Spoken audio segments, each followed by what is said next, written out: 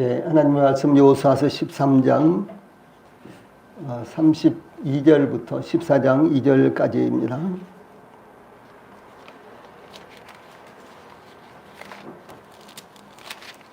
하나님의 말씀 여호수아서 13장 끝부분입니다. 32절부터 14장 2절까지 제가 봉독을 해드리겠습니다.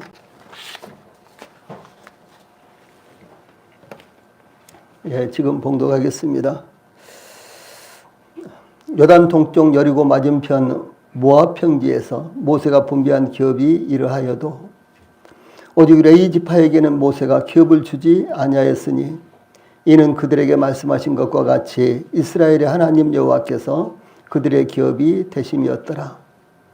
14장 1절 이것은 이스라엘 자손이 가나안 땅에서 받은 기업 곧 제사장 엘르아살과 눈의 아들 여호수아와 이스라엘 자손 지파의 족장들이 분배한 것이니라. 여호와께서 모세에게 명령하신 대로 그들의 기업을 제비 뽑아 9지파와 반 지파에게 주었으니. 아멘. 2절까지 봉독을 해드렸습니다. 오늘은 지금 봉독해 드린 말씀 여호수아서 13장 32절부터 14장 2절 말씀을 통해서 이스라엘 백성들이 가나안 땅에 들어가서 기업을 분배했는데 그 기업 분배의 원칙에 대해서 상고를 하겠습니다. 여호수아는 가나안을 정복한 후 하나님의 지시하신 말씀을 따라 이스라엘 지파들에게 기업을 분배하였는데 모세가 정한 대로 먼저 요단 동쪽 땅에서 기업을 분배받을 루벤과 갓 지파와 므낫세 반 지파에게 기업을 분배했습니다. 이어서 레위 지파에게는 기업을 분배하지 않은 이유를 설명하고 요단 서쪽 가나안 땅을 분배하기 시작했는데 이 가나안 땅 서쪽 땅을 분배한 것이 18장, 19장까지 계속해서 이어지고 있습니다. 기업 분배를 통해서 우리는 두 가지 교훈을 받게 되는데 그것은 기업을 분배하는 원칙입니다. 그 첫째는 이 땅에서 우리가 얻을 수 있는 분깃도 하나님께서 정하신 대로 얻게 된다라고 하는 이와 같은 교훈입니다. 많은 사람들이 재물을 얻기 위해서 욕심을 내고 권세를 얻기 위해서 욕심을 냅니다. 그러나 하나님께서 허락지 아니하시면 아무것도 얻을 수 없다라고 하는 사실을 저희들에게 교훈하고 있는 것입니다. 모세는 32장 8절에서 신명기 32장 8절에서 지극히 높으신 자가 민족들에게 기업을 주실 때에 인종을 나누실 때에 이스라엘 자손의 수요대로 백성들의 경계를 정하셨도다라고 모든 것이 하나님의 절대 주권에 의해서 주어지는 것이다 라는 의미의 말씀을 한 것입니다.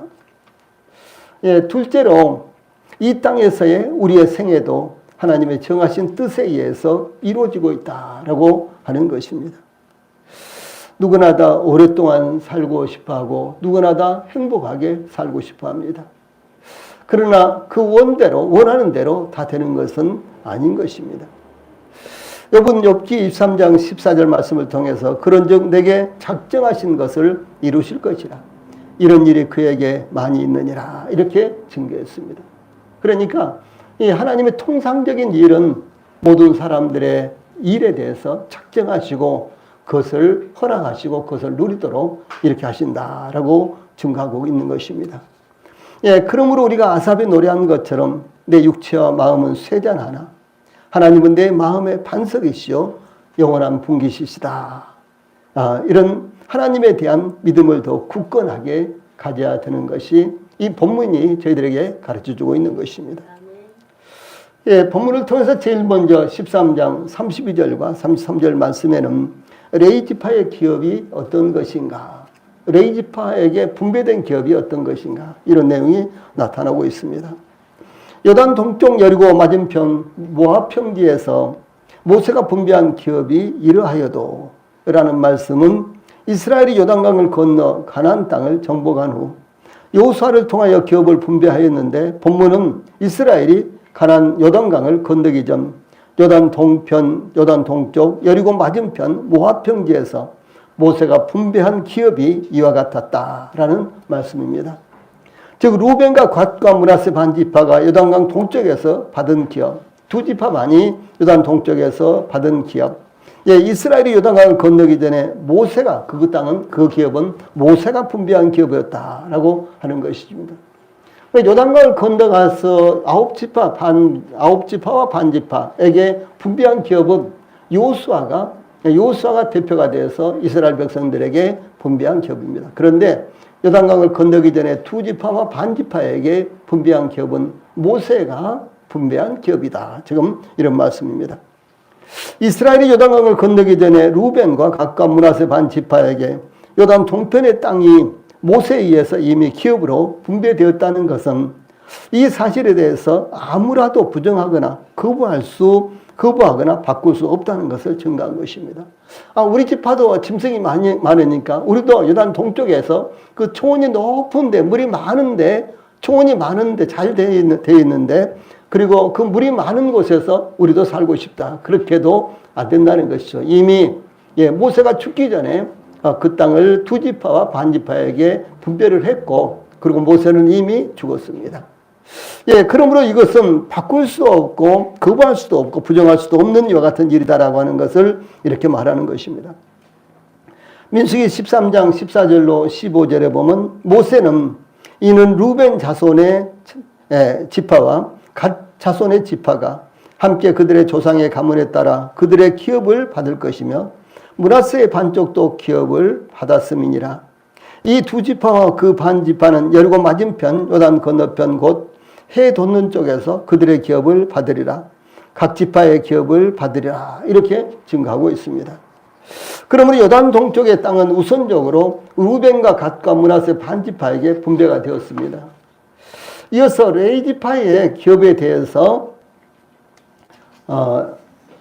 33절 전반부에 오직 레위 지파에게는 모세가 기업을 주지 아니하였으니 이렇게 증거하고 있는데 이 사실은 이미 이 본문 여호수아서 13장 14절 전반부에 오직 레위 지파에게는 여호수아가 기업으로 준 것이 없었으니라고 증거한 대로 그 사실을 반복해서 증거하고 있습니다. 이와 같이 레위 지파의 기업에 대해서 반복해서 증거하고 있는 것은 그 사실이 이스라엘이 가나안 땅을 기업으로 분배하는 데 대단히 중요했기 때문이었습니다. 그러면 레위 지파는 땅을 기업으로 받지 못하였는데 어떻게 생존하라는 것일까요? 땅이 없는데 어떻게 곡식이 나고 어떻게 짐승이 나서 그들이 먹고 살라고 하는 것일까요? 레위 지파에게는 다른 지파들처럼 특정한 지역의 땅을 기업으로 분배하지 않고 다만 거주용으로 다른 지파의 기업 가운데 그러니까 이스라엘 지파들이 전부 다 기업을 이렇게 분배받은 후에 그들 가운데서 요단 동쪽과 요단 서쪽에서 골고루 모두 다 해서 48개, 48개의 성읍을 레위 지파들이 거주용으로 그리고 그 성읍이 있으면은 그 성읍 부근의 일정한 지역을 이제 그 일정한 지역에서 짐승을 이제 기를 수 있도록 그렇게만 허용을 했습니다.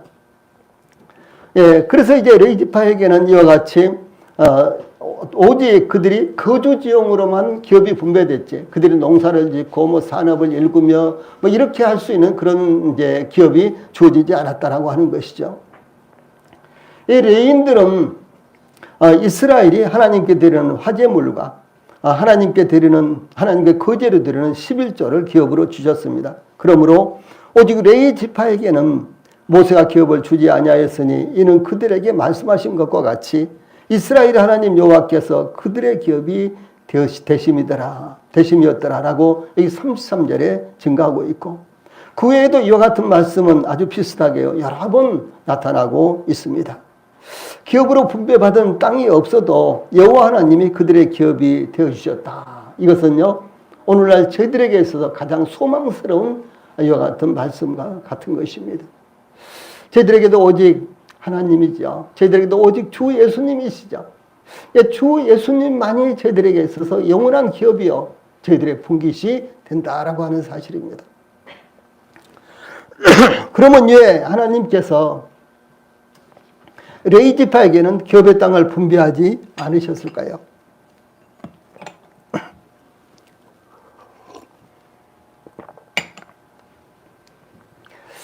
레위 지파 사람들은요 백성들을 대신해서 하나님을 섬기는 직분을 받음으로 더 많은 기업의 땅을 분배받아야 하는 것이 아닐까요? 예, 그럼에도 불구하고 하나님께서 레위 지파에게 기업의 땅을 분배하시지 않은 것은 그들이 생업에 매달리거나 신경 쓰지 않고 오직 하나님께 예배하며 섬기며 봉사하는 일에만 전념하도록 하기 위한 것이었습니다. 그 대신 이스라엘 백성들이 하나님께 그들의 생계를 위해 백성들이 하나님께 드리는 화제물과 11조를 그들의 기업으로 주셨다라고 하는 사실입니다. 다시 말해서 이 레위 지파는 오직 하나님께 예배 드리는 일과 백성들을 가르치고 인도하는 일에 전념할 수 있도록, 그러니까 그들이 밖에 나가서 농사를 짓는다든가 뭐 침식을 친다든가 이런 일은 하지 않도록 이렇게 허락했다라고 하는 사실입니다. 그러면 이와 같이 레위 지파에게 하나님께 예배하며 섬기며 봉사하는 일에 전념하도록 하신 이유가 그러면 무엇일까요? 그것은 하나님께서 예배를 이와 같이 중요하게 여기신다는 것을 의미합니다. 다시 말해서 그 생업보다도 더 중요하게 여기는 것이 하나님 앞에 예배를 드리는 것입니다. 예, 저희들에게도 아주 불가피한 일들이 많이 있습니다. 그러나 그런 일보다도 더 중요하게 여기는 것이, 하나님께서 더 중요하게 여기시는 것이요, 예배다라고 하는 사실을 말씀하고 있는 것입니다. 기업의 땅을 분배받아 짐승을 기르며 농사를 짓는 것은 마음이 나눠짐으로 하나님께 온전히 예배하는 일에 전념하지 못하게 되기 때문에 예배와 섬기는 일에만 전념하도록 하기 위한 것이었습니다. 예, 이것은 하나님께서 예배를 얼마나 중요하게 여기는지 말씀하신 것입니다. 선지자 이사야는 물은 내 이름으로 일컫는 자 곧 내가 내 영광을 위하여 창조한 자를 오게 하라. 그들을 내가 지었고 만들었느니라. 또 이사야서 43장 21절에는 이 백성은 내가 나를 위하여 지었나니 나의 찬송을 부르게 하려 함이니라. 이렇게 증가하고 있습니다. 예, 하나님께서 이스라엘을 선택하신 것, 그래서 이스라엘을 하나님의 백성으로 삼으신 그 이유가 어디가 있느냐. 예, 그것은 이스라엘이 오직 하나님의 영광을 위해서, 이스라엘이 오직 하나님의 영광을 찬양하기 위해서 하나님께서 정하신 것이다 라고 하는 사실입니다. 예, 이것은 참 중요한 것입니다. 그러므로 우리 성도들도 무엇보다도 예배를 중요하게 여기시기를 바랍니다. 하나님께서 저희들을 선택하시고 구원하신 것은 오직 하나님께 영광을 돌리기 위한 것이었습니다. 그 영광은 곧 예배와 찬양으로 나타나는 것입니다.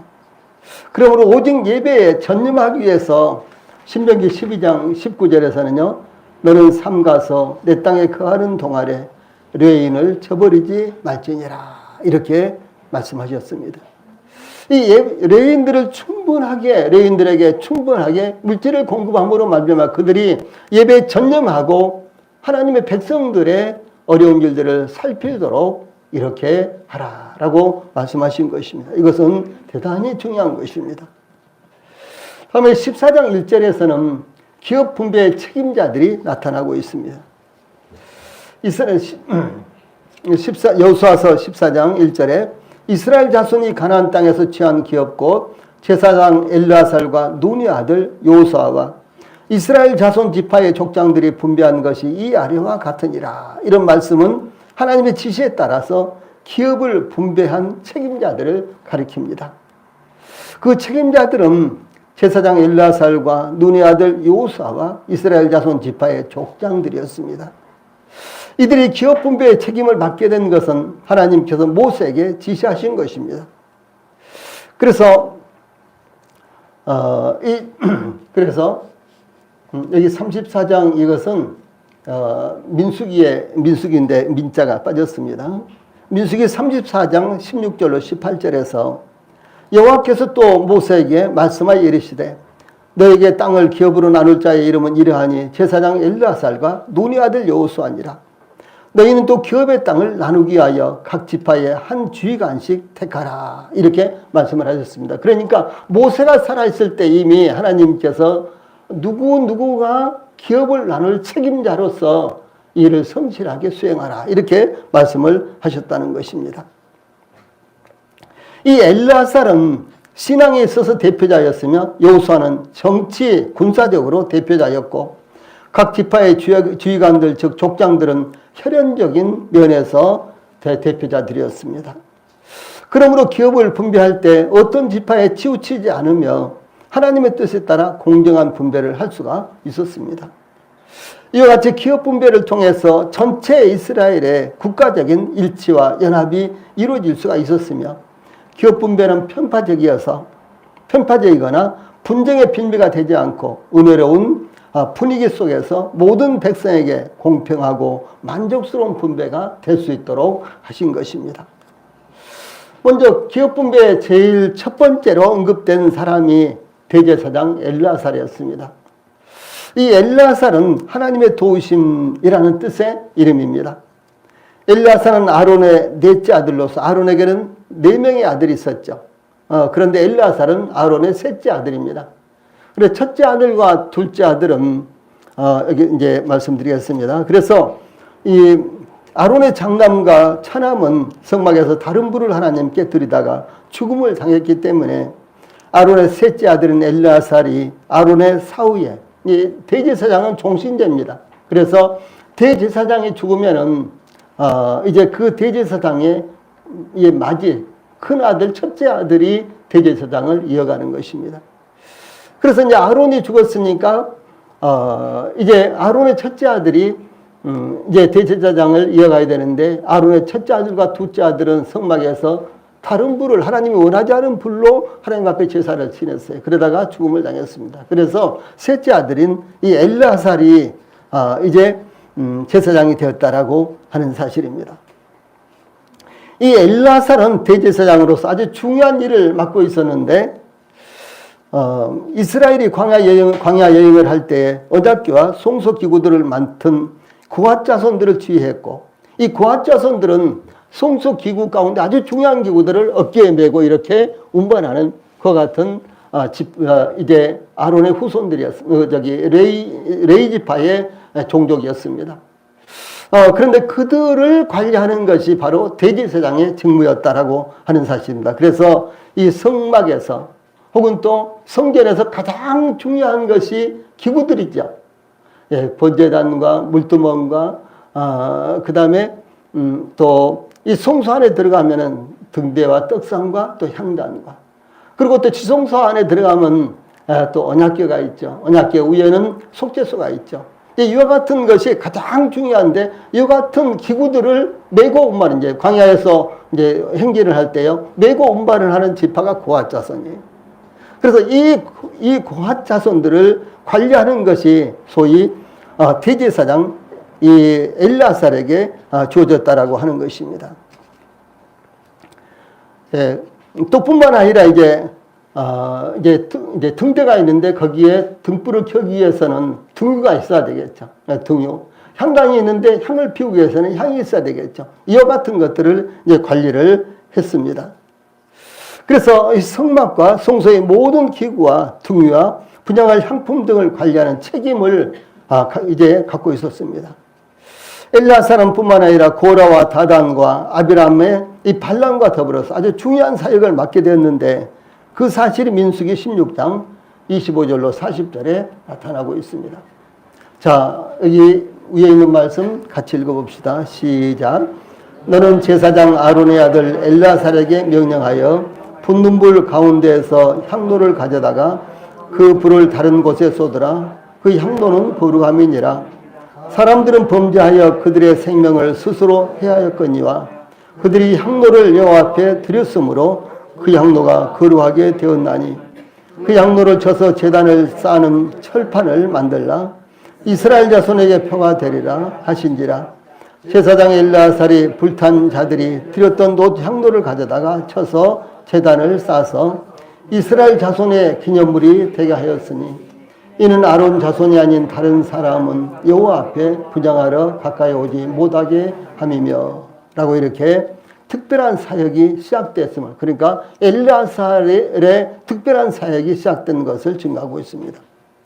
또한 이 엘르아살은 대제사장으로서 모세의 후계자 여호수아가 이제 모세를 이어서 세워질 때 이 여호수아에게 안수하고요, 안수해서 이스라엘의 인도자가 되게 한 내용이 담겨져 있습니다. 이 대제사장 엘르아살과 더불어서 이제 기업을 나누는 데 있어서 핵심적인 역할을 한 사람이 여호수아입니다. 여호수아는 지도자요, 인도자였습니다. 그런데 엘리야사는 대제사장이었다 그랬죠. 그런데 제일 먼저 언급된 인물이 바로 대제사장 엘리야살이고, 이 두 번째로 언급된 것이 누구예요? 여호수아다라고 하는 것입니다. 그래서 이 하나님의 일에 있어서 가장 중요한 역할을 하는 것은 언제나 제사장이었습니다. 그리고 그 다음에 이제 선지자나 이와 같은 사람들이었다는 것을 우리들에게 말씀하고 있는 것입니다. 이 여호수아는 장군이며 인도자였습니다. 특히 여호수아는 이스라엘 백성들을 이끌고 가나안 땅을 정복한 위대한 업적을 이루었습니다. 특히 여호수아는 광야 생활 40년 동안 모세의 시종으로, 모세의 수종자로서 모세를 섬기며 도우면서 지도자로서 풍성한 경험을 쌓은 이 충성스러운 사람이었습니다. 이 여호수아서를 읽어보거나 혹은 신명기나 민수기서를 읽어보면은 여호수아도 초기에는요 자주 실수도 하고 잘못을 판단을 잘못하기도 했습니다. 그러나 이제 모세의 시종으로서 수종자로서 이 40년 동안 모세를 섬기면서 모세의 지시에 따라서도 하나님을 섬기면서요 여호수아는 점점 아주 훌륭한 일꾼으로 성장하는 이와 같은 모습이 보입니다. 그러므로 우리가 여호수아서를 읽어보면은 이 기본 족속과 화해한 것, 그들을 자세히 살펴보지 않고 화해한 것은 문제점으로 남지만 그러나 거의 문제가 없는 이와 같은 지도자 중에 지도자가 바로 여호수아라고 이렇게 나타나고 있는 것을 우리는 볼 수가 있는 것입니다. 그래서 여호수아는 약속의 땅 가나안을 악평한 정탐꾼들과는 달리 가나안 땅에 대한 믿음이 특별한 사람이었습니다. 그러므로 여호수아는 가나안 땅을 정탐한 12명의 정탐꾼들 중에서 갈렙과 더불어 오직 유일하게 가나안 땅에 들어갈 수 있었던 사람이었습니다. 이 여호수아에 대해서 성경은 이렇게 증가하고 있습니다. 사람이 자기의 친구와 이야기함 같이 여호와께서는 모세와 대면하여 말씀하시며 모세는 진으로 돌아오나 눈의 아들 젊은 수종자 여호수아는 회막을 떠나지 아니하니라 이렇게 증가하고 있습니다. 하나님께서 나타나셔서 모세와 대화를 하는데 아주 친한 친구들끼리 대화를 하는 것처럼 이렇게 대화를 했다는 거죠. 그런데 이제 이제 근거리에서 오직 유일하게 그것을 보고 있었던 사람이 바로 이제 여호수아였습니다. 그래 모세가 이제 하나님을 만나러 시내산에 올라갈 때 여호수아를 동반했어요. 그래서 여호수아가 가까이 있도록 했습니다. 그런데 이제 모세는 친으로 돌아왔지만 여호수아는 친으로 돌아오지 않고 여전히 그곳에 있었다라고 이렇게 증가하고 있습니다. 여호수아는 그 장면이 너무너무 참으로 귀하고 아름답고요 황홀했던 것입니다. 그 장면에서 벗어나지 않고 싶었던 거예요. 무엇을 말하는 것은 그 영적 세계 가운데서 벗어나고 싶지 않았다라고 하는 사실입니다. 저희들도 하나님을 섬기는 이와 같은 시간들 혹은 또 예배들, 그것이 정말 아쉽고 정말 그것이 흘러가는 것이 아쉽고 정말 그것을 더 느끼고 싶고 더 누리고 싶고 하는 이와 같은 마음을 우리가 가져야 된다라고 하는 사실입니다. 아이고 언제나 끝나지? 오늘 성찬식 해서 예배가 또 되게 길어지겠네. 목사님 하면 딱 잘라버리고 조금만 하고 근데 끝냈으면 참 좋겠는데 혹시 이런 생각을 하십니까? 아니면은 오늘은 성찬식 때문에 정말로 감격스럽다. 나는 성찬식 오늘 저녁에도 또 했으면 좋겠다는 이런 마음을 가지고요 우리 성도들이 예배를 드립니까? 여호수아가 그랬다는 사실이죠. 이것을 지금 여기에 증가하고 있는 것입니다. 그러므로 하나님께서 하나님의 성령에 감동된 사람인 여호수아를 모세를 통해 모세를 이어 이스라엘 백성들을 인도할 지도자로 세웠다라는 말씀이 출애굽기 17장 14절 이하의 여러 군데서 나타나고 있습니다. 이 모세를 이은 이스라엘의 지도자로 세우신 하나님 여호수아와 함께 하심으로 이스라엘 백성들은 여호수아에게 이렇게 다짐을 합니다. 자, 같이 읽어봅시다. 시작. 그들이 여호수아에게 대답하여 이르되 당신이 우리에게 명령하신 것을 우리가 다 행할 것이요 당신이 우리를 보내시는 곳에는 우리가 가리이다. 우리는 범사에 모세에게 순종한 것 같이 당신에게 순종하려니와 오직 당신의 하나님 여호와께서 모세와 함께 계시던 것 같이 당신과 함께 계시기를 원하나이다. 누구든지 당신의 명령을 거역하며 당신의 말씀을 순종하지 아니하는 자는 죽임을 당하리니 오직 강하고 담대하소서. 이것은 이스라엘 백성들이 모세에게 순종했던 것처럼 여호수아에게 순종하겠다 뿐만 아니라 우리가 목숨을 걸고 당신에게 순종하겠습니다 라고 이렇게 다짐하는 모습을 볼 수가 있는 것입니다. 대제사장 엘르아살과 인도자 여호수아와 더불어서 함께 기업을 나눌 각 지파의 족장들은요, 천부장으로 알려진 각 지파를 대표하는 지파의 우두머리들이었습니다. 또한 그들은 지덕을 겸비한 자들로서 각 지파에서 신뢰하는 사람들이었습니다.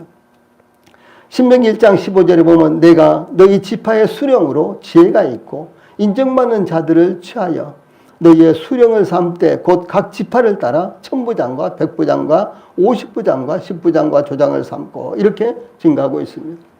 그래서 이 족장들 이스라엘 12지파죠. 그래서 한 지파를 리드할 이와 같은 족장이들이 있었어요.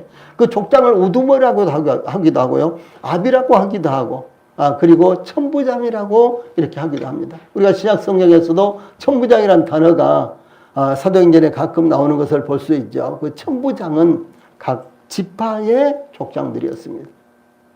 그래서 자 이제 그렇다면은 이제 대제사장 엘르아살과 지도자 이제 여호수아와 그리고 각 지파의 이 천부장들 그러니까 모두가 다 대략 한 14명 내지 15명이 이 하나님 앞에서 제비를 뽑아서 이스라엘 백성들의 기업을 나눴다라고 하는 사실을 여기 말씀하는 것입니다.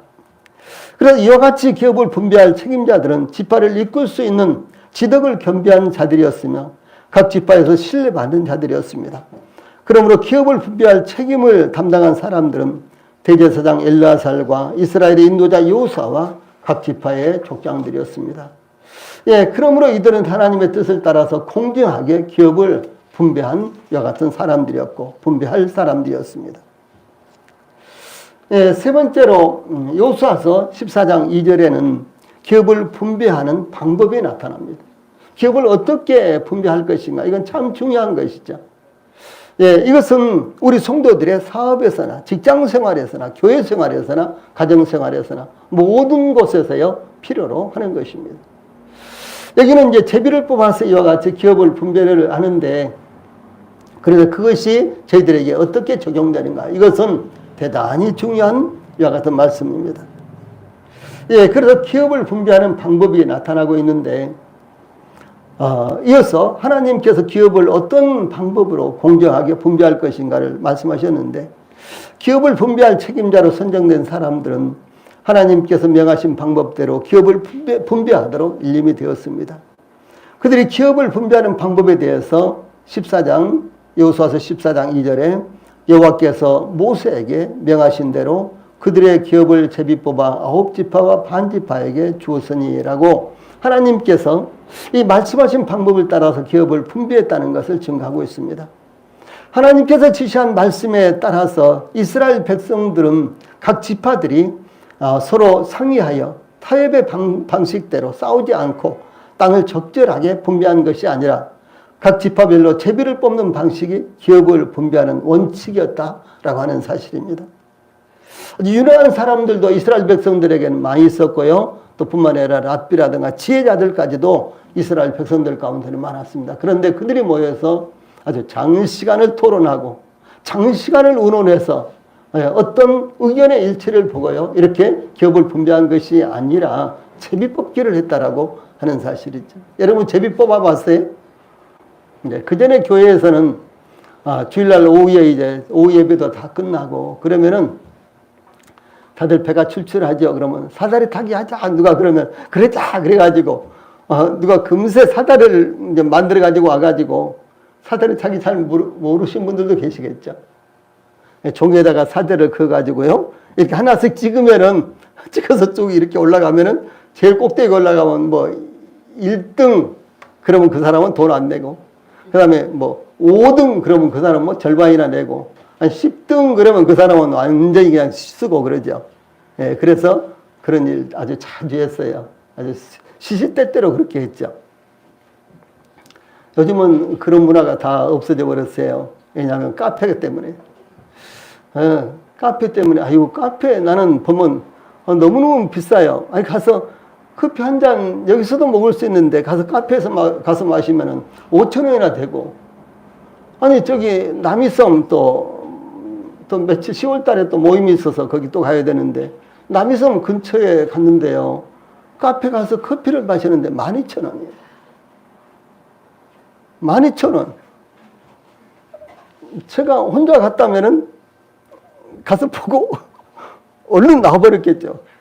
아마 우리 집사람이나 부부가 가도 딱 보고 서로가 막 옷 땡기면서 빨리 가자고 막 이렇게 했을지도 모르겠어요. 그런데 예, 요즘은 그런데도요 사람들이 얼마나 몰려드는지 몰라요. 예?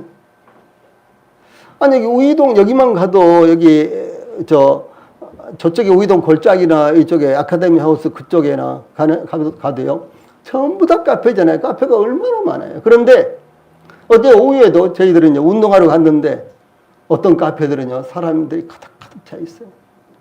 그 카페 되게 비싸거든요. 근데 우리 청년들은 참 잘 가더라고요. 자기들만 딱 가가지고 나중에 뭐 커피 마시고 왔다고.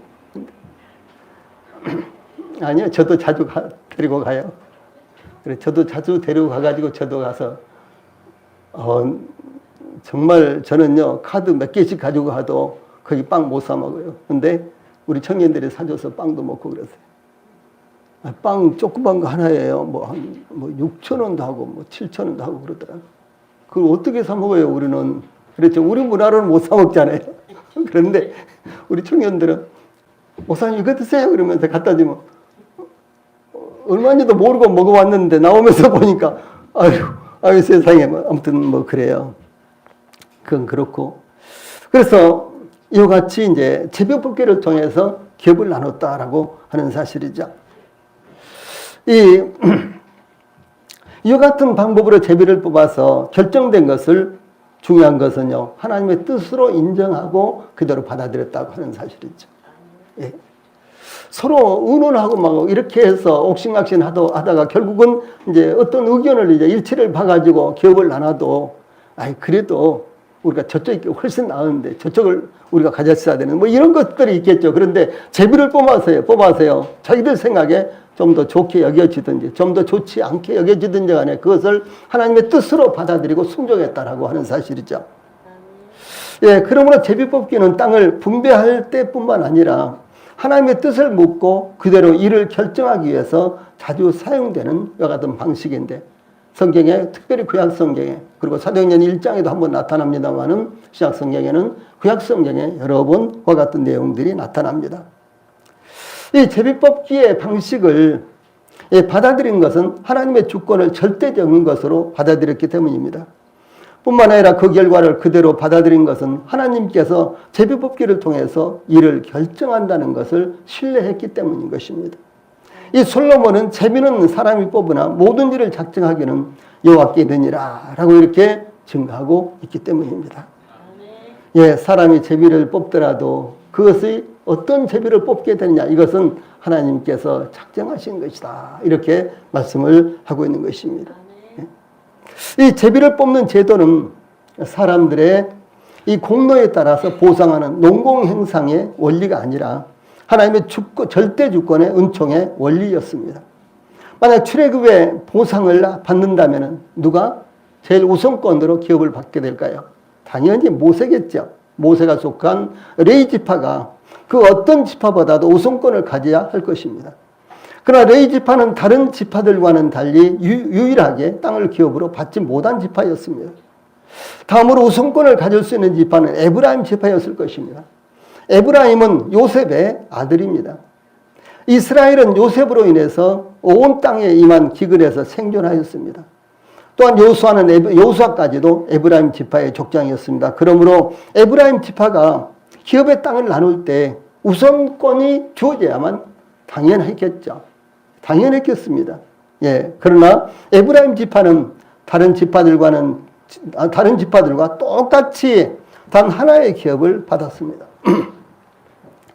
그러므로 제비뽑기는 사람의 생각이나 판단에 따라서 이루어지는 것이 아니라 하나님의 주권적인 선택에 의한 것이었다라는 사실을 말씀하고 있습니다.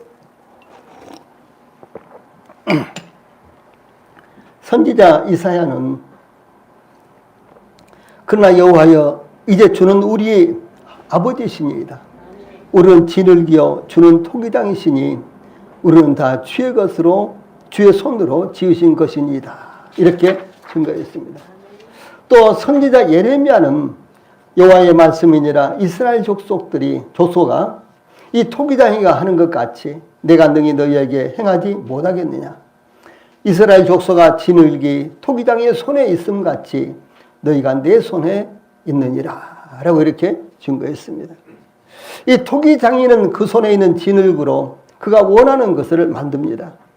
어떤 것으로는 귀한 그릇을 만들고요. 또 어떤 것으로는 천하게 쓰이는 그릇을 만드는 것입니다.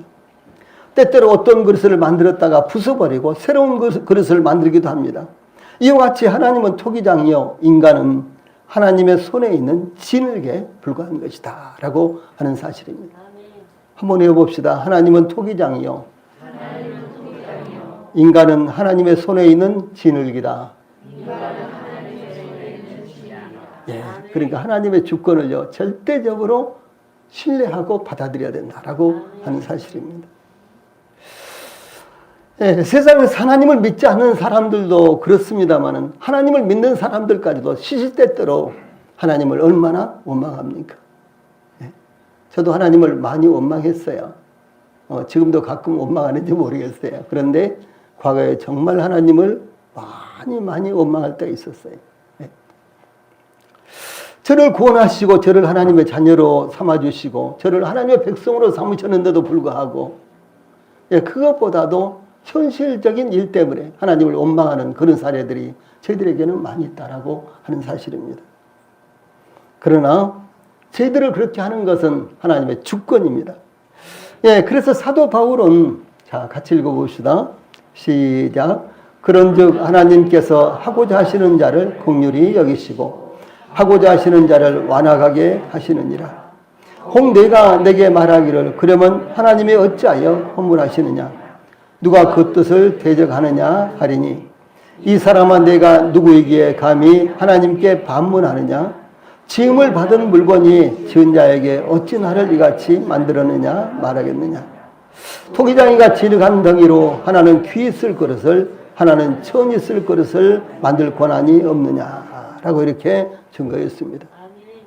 하나님이 왜 나는 대한민국에서 태어나게 하셨을까? 하나님이 왜 나는 이런 환경에서 태어나게 하셨을까? 나도 그냥 부잣집에서 태어났더라면 뭐 등등 이런 생각들 많이 하죠. 그러나 하나님께서 하시는 일이에요. 하나님께서 하시는 일입니다. 우리는 그 깊은 의미를 알지 못합니다. 우리는 미래를 알지 못합니다. 그런데 하나님은 모든 것을 다 아시기 때문에요. 하나님께서 가장 완벽하게 하나님께서 그렇게 선택하셔서 만드셨다라고 하는 사실입니다. 토기장이가 진흙한 덩이로 귀 쓸 그릇을 만들든 천이 쓸 그릇을 만들든 그것은 하나님 토기장이 자신의 판단대로 하는 것입니다. 이것이 바로 하나님의 주권입니다. 하나님의 주권에 대해 누가 그것을 불의하다고 한다거나 잘못된 결정이라고 말할 수 없는 것입니다. 그런데 하나님께서 그 주권을 행사하시는 것은 완벽하십니다. 실수가 없으십니다. 착오가 없으시며 오류가 없으시는 것입니다. 다니엘은 이렇게 증거하고 있습니다. 그 권세는 영원한 권세예요. 이 다니엘이 이렇게 증거한 것은요. 느부갓네살 왕, 그 당시에 바벨론은 천하를 지배하고 있었던 이런 나라였습니다. 그 천하를 지배하고 있었던 바벨론에서 가장 위대한 바벨론의 건국자 느부갓네살, 그 느부갓네살이 이렇게 고백하는데요. 다니엘이 그렇게 고백하게 한 거예요. 그래서 그 권세는 하나님의 권세는 영원한 권세예요. 그 나라는 대대에 이르로다. 땅의 모든 사람들을 없는 것 같이 여기시며 하늘의 군대에게든지 땅의 사람에게든지 그는 자기 뜻대로 행하시나니 그의 손을 금하든지 혹시 이르기를 내가 무엇을 하느냐고 할 자가 아무도 없도다. 이렇게 기록하고 있습니다. 이 땅의 모든 사람들을 없는 것처럼 여기시는 분이 하나님이세요. 예. 얼마든지 하나님께서 원하시면은, 예, 이스라엘처럼 번성하기도 하시고, 그 바벨론 대제국이 하루아침에, 하룻밤에, 예, 바벨론은 하루 저녁에 망하도록 이렇게 하시기도 하셨다라고 하는 사실입니다. 예. 이와 같이 하나님의 주권은 하나님의 백성인 이스라엘에게만 해당되는 것이 아니라 이방 국가들에 대해서도 해당된다라고 하는 것입니다. 그러니까 하나님의 백성들뿐만 아니라 하나님의 백성들이 아닌 사람들, 우리 믿는 사람들뿐만 아니라 믿지 않은 사람들에게도 하나님의 주권은 그대로 적용된다라고 하는 사실입니다. 뿐만 아니라 하나님의 절대 주권은 우리의 삶과 죽음에도 그대로 적용된다고 증거하고 있습니다. 시편 68편 20절에는 하나님은 우리에게 구원의 하나님이시라. 사막에서 벗어남은 주 여호와로 말미암거니와. 자, 파란 박스에 있는 말씀 같이 한번 읽어봅시다. 시작. 하나님은 우리에게 구원의 하나님이시라. 사막에서 벗어남은 주 여호와로 말미암거니와. 예, 생과 사가 하나님의 손에 있는 거예요. 예. 사람의 지혜나 문병이나 문화나 이런 것으로 말미암아, 예, 생과 사가 결정된다고 생각하지만은, 그러나 그 모든 것들은 하나님의 손에 있다라고 하는 사실을 말씀하는 것입니다. 예, 이와 같이 하나님의 주권은 우리의 육체적인 생명뿐만 아니라 우리가 구원을 받고 못 받는 것 역시 하나님의 절대 주권에 달려 있다는 것을 증거하고 있습니다. 하나님께서 모세에게 출애굽기 33장 19절에 나는 은혜 베풀 자에게 은혜를 베풀고 긍휼히 여길 자에게 긍휼을 베푸느니라. 이렇게 말씀하셨어요. 누구 마음이에요? 누구 마음? 네, 그러니까 절대로 우리가 거기에 대해서 불만을 한다거나, 예, 반응을 하면 안 되는 거예요. 예, 그렇죠, 하나님. 그렇습니다. 그것이 하나님의 뜻인 것에 대해서 감사합니다. 이렇게 수긍을 해야 된다는 것을 말씀하는 것입니다. 그래서 하나님의 명령대로 제비를 뽑는 것은, 제비를 뽑는 것, 그것은 우연이거나 재수 좋은 사람은 좋은 기업을 차지하는 것이 아니라 하나님의 절대 주권으로 기업이 분배된다는 것을 의미합니다. 그래서 사람이 제비를 뽑는데 무엇이 어떤 것이 뽑히도록 할 것인가는 하나님이 정하신다는 뜻이에요. 예. 즉 사람이 제비를 뽑지만 제비가 뽑히게 하는 것은 하나님의 뜻이요 하나님의 권한이라는 것입니다. 구원받은 성도들이 뽑은 제비는 최상의 것입니다. 가장 좋은 것이고 아름다운 것입니다. 하나님께서 지명하여 뽑게 하셔서 가장 아름답고 복된 기업인 하늘의 기업이요 영생의 기업을 얻게 하셨습니다. 그러므로 다윗은 이렇게 고백했어요. 내게 줄로 지어준 구역은 아름다운 곳에 있으며 나의 기업이 실로 아름답도다. 이렇게 찬양했는데 이 다윗의 찬양과 고백이 우리 성도들의 찬양과 고백이 되시기 바랍니다. 예, 제일 밑에 있는 말씀 한번 같이 읽고 마치겠습니다. 시작. 내게 줄로 지어준 구역은 아름다운 곳에 있으며 나의 기업이 실로 아름답도다. 아멘. 예, 찬양하시겠습니다.